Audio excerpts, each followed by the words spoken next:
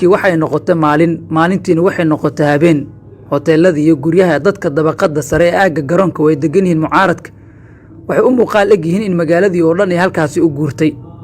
doorashada sanadkan saldhiggeeda ugu weyn ma ahan lacag sidii dhacdo sanadihii hore ee waxaa ka xoog badan isbahaysyada iyo xisbiyada abuurmay oo badankood ku salaysan tartan iyo loolan adag. sidoo kale waxaa sanadkan si weyn looga dareemayaa doorka uu qabiilku ku leeyahay doorashada Soomaaliya. xildhibaano badan oo dadkooda iyo deegaanka ay ka soo jeedaan dhib gaaray sanadihii la soo dhaafay ayaa qayb weyn ka ah ololaha doorashada. xubnahan inkastoo ay dabeesha lacag qaadashadu saameyn karto haddana waxay qabaan xanuun ka duwan midka haya qaar ka mid ah saaxiibadood.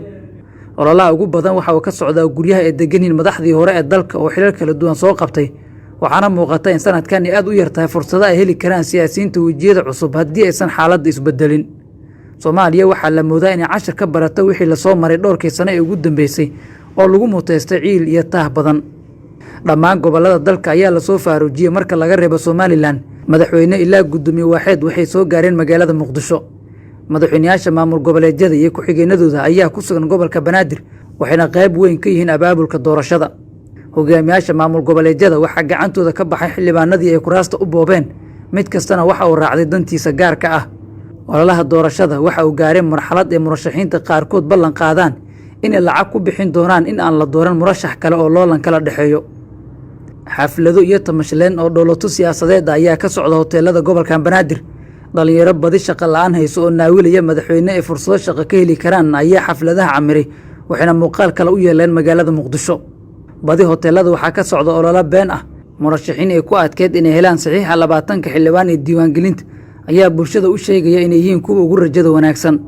qaar hore ugu fashilmay xilalkii loo dhiibay raaligelin aan ka bixin wixii dhacay ayaa dhigaya ballanqaadyo kale waxayna dadkii u daalay u sawirayaan in Soomaaliya ka dhigi doonaan barwaaqo iyo ammaan. doorashada sanadkan waa tii ugu xiisaha badneed ee Soomaaliya ka dhacdo. isbahaysiga mucaaradku waxay rabaan in villa Soomaaliya ay ka saaraan madaxweyne Farmaajo halka uu Farmaajo dadaal badan ugu jiro inuu sii joogo villa Soomaaliya. kooxda madaxweyne Farmaajo waxay ku dadaalayaan in haddii dib loo dooran waayo uu soo baxo madaxweyne kale oo ay dawladdiisa ka nabadgeli karaan. mucaaradku waxay dhankooda ku dadaalayaan in haddii xilkaasi waayaan ay soo saaraan hogaamiye ka shaqeeya inay si nabadgelyo magaalada ugu noolaadaan oo aan ciil qabin. waana waxa ugu weyn ee tartanka doorashada xoojiyey. ilaa hadda waxaa isdiiwaan geliyey ugu yaraan 35 murashax waxaana laga qaaday lacag dhan 1 milyan iyo bar oo diiwaangelin ah.